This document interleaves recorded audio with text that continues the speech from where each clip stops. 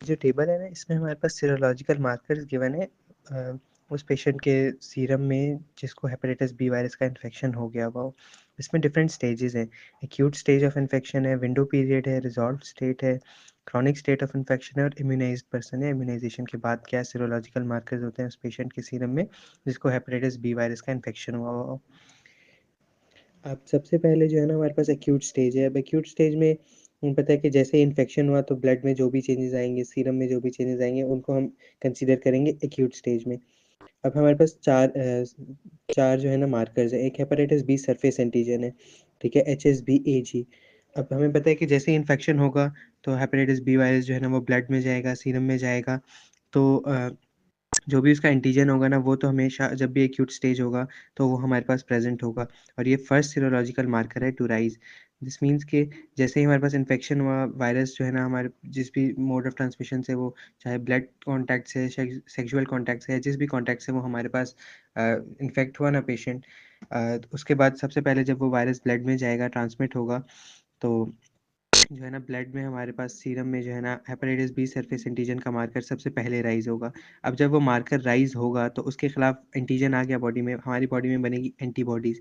और जो first antibodies बनते हैं ना किसी भी इन्फेक्शन या किसी भी एंटीजन के अगेंस्ट, वो होती है IgM एंटीबॉडीज। तो हमारे पास हेपेटाइटिस बी के कैप्सूल के अगेंस्ट जो एंटीबॉडीज बनेगी ना, जो एंटीबॉडीज बनते हैं वो हेपेटाइटिस बी कैप्सुलेटेड वायरस है, तो कैप्सूल के अगेंस्ट जो एंटीबॉडीज बनेंगी वो होंगी IgM एंटीबॉडीज, क्योंकि ये हमारे पास एक्यूट स्टेज है, ठीक है। और हमारे पास हेपेटाइटिस बी सरफेस एंटीबॉडीज़ हैं, वो अभी प्रेजेंट नहीं होंगी, क्योंकि जो सरफेस के अगेंस्ट एंटीबॉडीज़ हैं वो प्रोटेक्टिव होती हैं और एक्यूट स्टेज में बंदा प्रोटेक्टेड नहीं है। तो क्योंकि अभी अभी उसे रिसेंट इन्फेक्शन हुआ है तो वो राइज नहीं होंगी, वो नेगेटिव होगा हेपेटाइटिस बी सरफेस एंटीबॉडीज़। लेकिन हेपेटाइटिस बी के कैप्सूल के अगेंस्ट जो एंटीबॉडीज़ होंगी ना, वो प्रेजेंट होंगी और वो IgM होंगी, क्योंकि IgM फर्स्ट एंटीबॉडी होती है जो बॉडी में बनती है। विंडो पीरियड क्या है? विंडो पीरियड वो टाइम पीरियड है जिसमें एक बंदे को इन्फेक्शन हो गया और इन्फेक्शन होने से लेकर टेस्ट के किसी भी लेबॉरेटरी टेस्ट के पॉजिटिव होने तक, कंफर्मेशन होने तक जो टाइम पीरियड है ना, वो विंडो पीरियड है। अब इस पीरियड में जो पेशेंट है, maybe he does not know कि उसे इन्फेक्शन है या नहीं, तो he can be a carrier for the disease और वो दूसरों को भी ट्रांसमिट कर सकता है। लेकिन he must not be sure कि उसे डिजीज़ है या नहीं। तो ये विंडो पीरियड है। It is different from incubation period. Incubation period में है कि डिजीज़ का मतलब ना इन्फेक्शन हो गया, लेकिन सिम्पटम्स आने तक या डिजीज़ का ऑनसेट होने तक जो टाइम पीरियड है वो इंक्यूबेशन पीरियड है। लेकिन विंडो पीरियड जो है ना वो इससे डिफरेंट है। इसमें है कि डिजीज़ हो गई है और डिजीज़ के जो लेबॉरेटरी टेस्ट आएंगे, डायग्नोस्टिक टेस्ट आएंगे, उनके पॉजिटिव होने तक जो है ना जो टाइम पीरियड है वो विंडो पीरियड है। अच्छा, विंडो पीरियड में हमारे पास जो है ना सिर्फ IgM एंटीबॉडीज होते हैं ना, हेपेटाइटिस बी कैप्सुलर एंटीजन के कैप्सूल के अगेंस्ट जो एंटीबॉडीज है ना, HBCAB, ठीक है, एंटीबॉडीज वो पॉजिटिव होती हैं सिर्फ विंडो पीरियड में। हमें पता है कि जो सबसे पहले एंटीबॉडी बनती है ना वो IgM है, उसके बाद क्लास स्विच होती है एंटीबॉडीज जिसमें हमारे पास IgA, ED वगैरह बनना शुरू हो जाती है। तो फर्स्ट ऑफ ऑल IgM होगी जो राइज होगी। और इसके अलावा जो है ना एक्यूट स्टेज में हमारे पास क्या होगा कि हेपेटाइटिस बी के इन्वेलप के अगेंस्ट एंटीजन होंगे, हेपेटाइटिस बी वायरस का DNA, ये सब पॉजिटिव है। अब ये सब सेंस बनाता है क्योंकि जैसे बंदे को इन्फेक्शन हुआ हेपेटाइटिस बी वायरस से, तो उसका एंटीजन, सरफेस एंटीजन भी आ गया हमारे पास। उसके हमारे पास जो है ना इन्वेलप का एंटीजन भी आ गया। अब वो वायरस का इन्फेक्टेड है तो वो DNA वायरस है, तो उस वायरस का DNA भी हमारे पास पॉजिटिव मिलेगा हमें, सीरोलॉजी पे सब कुछ पॉजिटिव मिलेगा। अब जो एंटीबॉडीज़ हैं वो हमें पता है कि IgM फर्स्ट ऑफ ऑल बनती है और वो कैप्सूल के अगेंस्ट बनेगी। और उसके बाद जो सरफेस एंटीबॉडी है वो अभी नहीं बनी, क्योंकि वो सरफेस के अगेंस्ट जो एंटीबॉडी है वो प्रोटेक्टिव एंटीबॉडी है, ये हमें इन्फेक्शन होने से बचाएगी। तो ये एक्यूट स्टेज में हम बंदा प्रोटेक्टेड नहीं है उस चीज़ से, पहली दफ़ा इन्फेक्ट हुआ है या पहली दफ़ा कॉन्टैक्ट हुआ है वायरस से, तो ऑब्वियसली वो एंटीबॉडीज़ नहीं बनेंगी।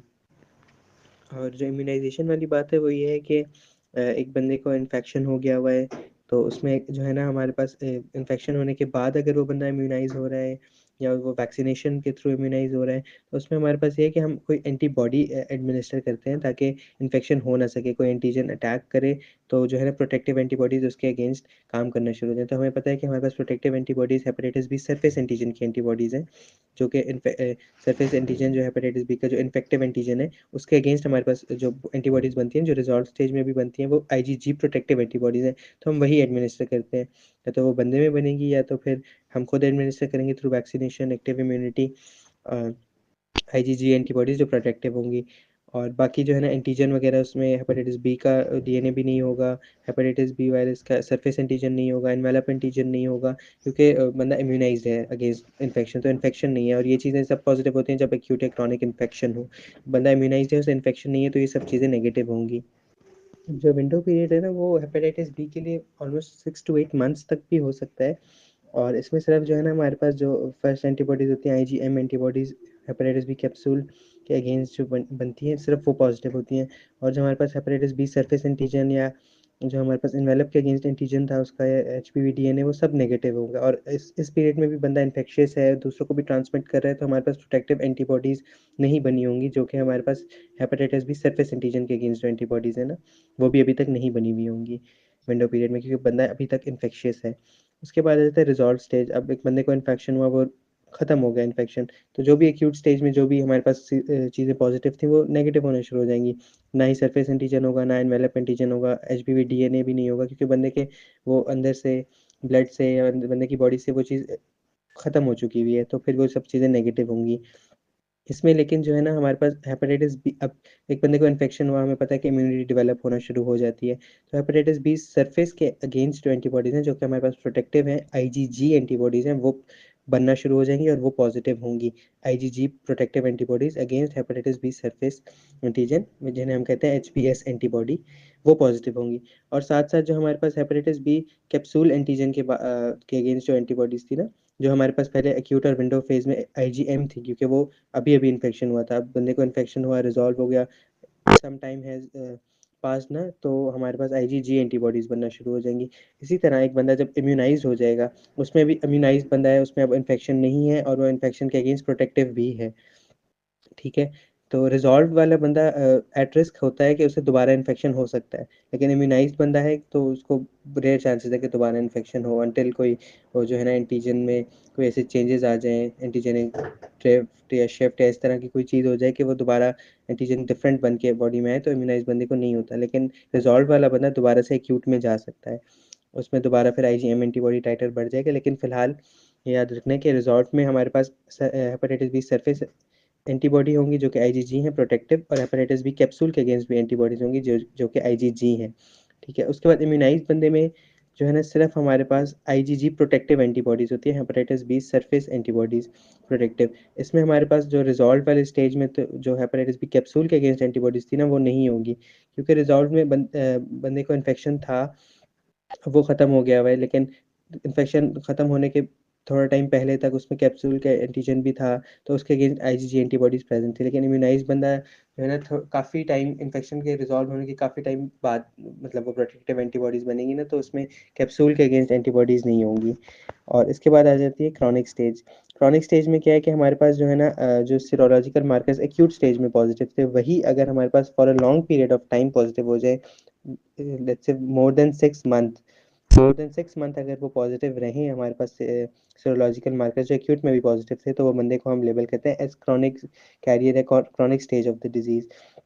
इसमें हमारे पास हेपेटाइटिस बी सरफेस एंटीजन भी मोर देन 6 मंथ्स पॉजिटिव होगा, हेपेटाइटिस बी इन्वेलप एंटीजन भी पॉजिटिव होगा, हेपेटाइटिस बी डीएनए भी पॉजिटिव होगा। अगर ये पॉजिटिव है तो इंडिकेट करेगा कि हाँ अगर ये क्रॉनिक स्टेज वाले बंदे में अगर ये चीज़ें पॉजिटिव हो जाए ना, इन्वेलप एंटीजन और डीएनए प्रेजेंट है, मतलब बैक्टीरिया भी प्रेजेंट है, तो ये इंडिकेट करता है कि उसको acute acute and chronic infection हो गया, कि क्रॉनिक इन्फेक्शन पे दोबारा से उसको एक्यूट स्टेट आ गई, इन्फेक्टिविटी को वो शो करता है।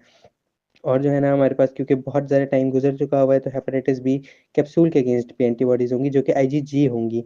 ठीक है? लेकिन इसमें क्योंकि वो बंदा एक्यूट से रिज़ॉल्व नहीं हुआ, वो क्रॉनिक में चला गया, अब क्रॉनिक में भी वो इम्यूनाइज़ नहीं है, क्रॉनिक स्टेज में है, तो उसके में अगर उसमें प्रोटेक्टिव एंटीबॉडीज़ तो हो ही नहीं सकती, क्योंकि अगर हों तो फिर बंदा तो वो फिर या तो रिज़ॉल्व हो जाए या इम्यूनाइज़्ड हो जाए, तो जो है ना उसमें हमारे पास वो नहीं हो सकती।